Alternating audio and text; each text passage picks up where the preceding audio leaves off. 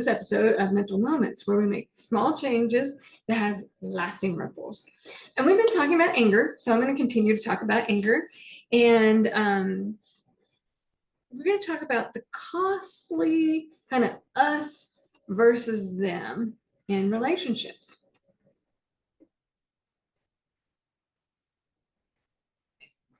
Kind of goes back to caveman days. So we got to go back in time. All right, we're going to get a time machine, go back in time. And when we get out of this time machine, we are watching the old caveman human beings. Now, cave peoples, ended up in groups. And these groups were typically family groups. And so there would be this group, and then there was this other group. And we competed for resources, etc. So, that meant violence against one another. So this created an in where we're going to take care of our own in this group, and that out, that's the enemy. Okay, now you would think, okay, when we get back in our time machine, come back to today, and you would think, okay, as human beings have probably gotten better at that. Oh, Lord have mercy, we have not at all, unfortunately. Some examples of us versus them really, comes in like political groups, that they are doing this and they're going to take this from you. And so that's really working on this tribalism, this us versus them model. And so that, it often does that. Social media, to get us to click, will create things that are, kind of us versus them.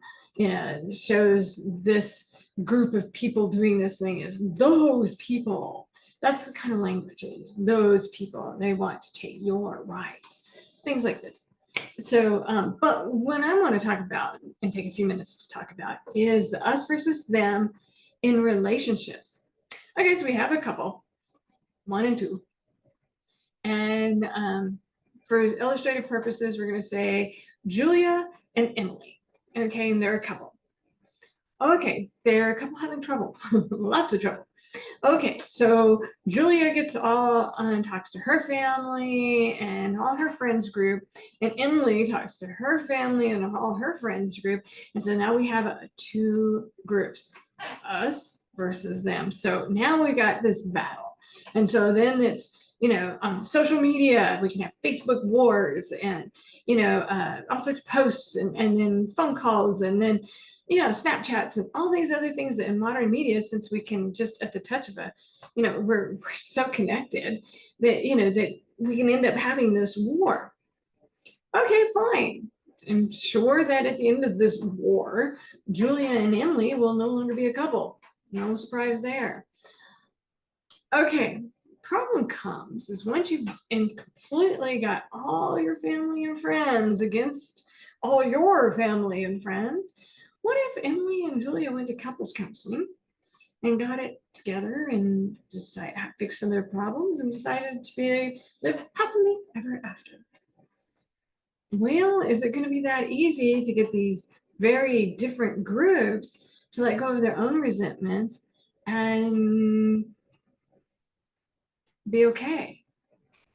Yeah, so I've actually seen this, and that's why I'm talking about it, is where I've had families that are so against the couple getting back together that the couple ended up not being able to get back together, or they had to keep everything a secret, or just a lot of issues like that.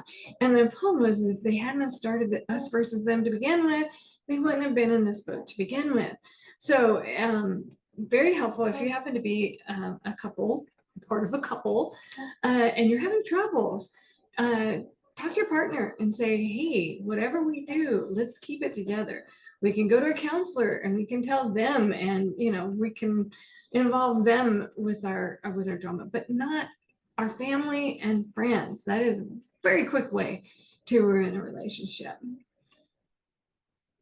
Thank you.